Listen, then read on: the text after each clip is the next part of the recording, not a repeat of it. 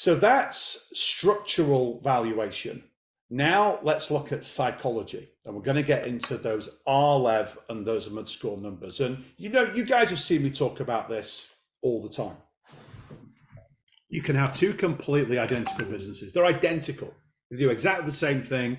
They have the same product, same service, they're in the same town. They've got the same revenues, the same profits, the same assets, the same customers. Everything's the same. The only difference is the owner, right? You've got an owner that's happy, having a lot of fun. Every business is for sale. We know it's just a question of price and structure.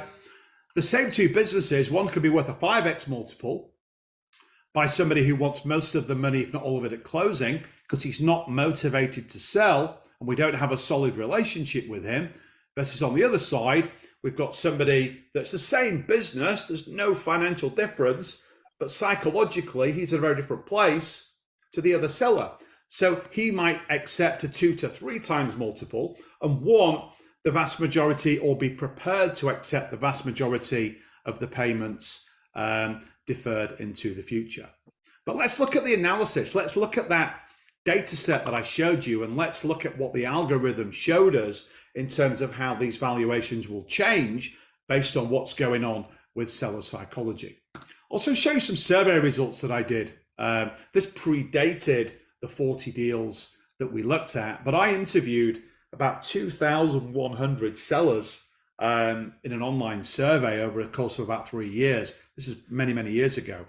And ironically, 77, nearly 78% of them didn't cite financial terms when they were selling. Why? What did you really want out of the deal? What was most important for you? Was it retirement? Was it cash? Was it getting rid of the frustration? Was it alleviating illness or death? Was it you being able to safeguard your employees? Was it you finding a safe pair of hands to continue the business? And whilst there was a higher kind of count skewed to males versus females, what was interesting is 70, call it 80%, were primarily focused on non-money factors, and 20% were focused on money factors. So it's your classic Pareto's principle, isn't it? The 80-20 rule, as we often say.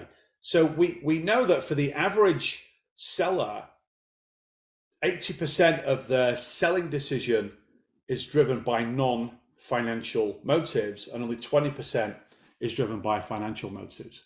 So if we break that down, what are the money factors? Their price and structure, right? What are the non-money factors? Well, it's about their legacy. How much is their legacy important to them when they sell the business? What's their level of distress right now? What's the urgency for getting a deal done? How much are our values aligned with their values as buyer and seller? Really, really important. How motivated are they to want to sell the business? What's their relationship with you? What's the quality of the relationship and the rapport that you've built with them? And then how much do they care about their employees? Do they care that their employees are going to be taken care of and looked after by the new owner? So legacy, employee protection, the relationship, and the values alignment, we bundle those together and we create an acronym called RLEV. We'll get into that in a minute. I designed that, and then John came up with the MUD score. So red light, green light, over all the time we've done it, you'll see every week, John talks about the MUD score. How motivated are they to sell? How urgent they want to get a deal done? And then what's their level of distress, right? The higher the MUD score, the better deal you're going to get. The higher the RLEV score, the better the deal that you're going to get.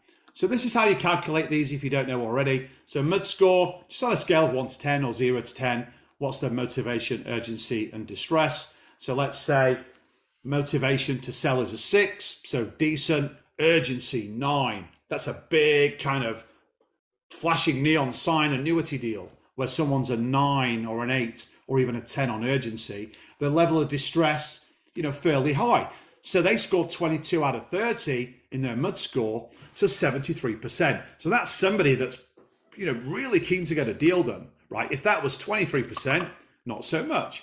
And then when we look at the RLEV score, we're modeling the strength of the relationship. And you can figure all this out, guys, when you're doing your seller meetings. What's the strength of the relationship that you've built? How much is legacy important to the seller? How much is protecting their employees important to the seller? And then, do you have values alignment? As you've built rapport, as you've built your relationship, as you've got to know each other, how congruent and how aligned are your values? And we can score all that. So let's say in this particular example, relationship strength was an 8, so you've worked really hard on that.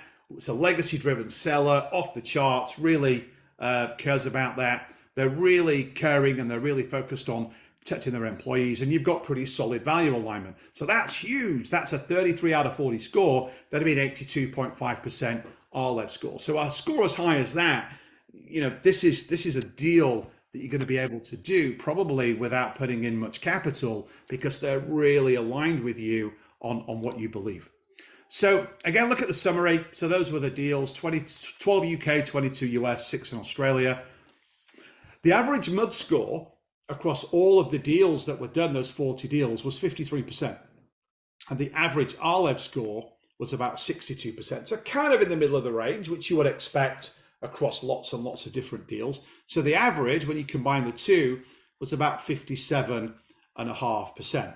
And if we plot those scores, if we plot the average of the MUD and the RLEV scores onto that selling multiples of adjusted EBITDA, 30 out of those 40 deals fall below that line. So that gave me a lot of confidence that these numbers, we can use them to manipulate value based on seller psychology in the deal. Okay, we're going to bring all this together in a minute with an example. Now, the next video, you're going to watch the most important video in our valuation series. This is something that 99% of deal makers completely ignore. It's called the transfer of value. And in the next video, I'm going to break it down and show you what those 4 elements of transfer of value are. This is going to separate you from 99% of all deal makers and put you way ahead of the curve. So watch that next video now to understand how it works.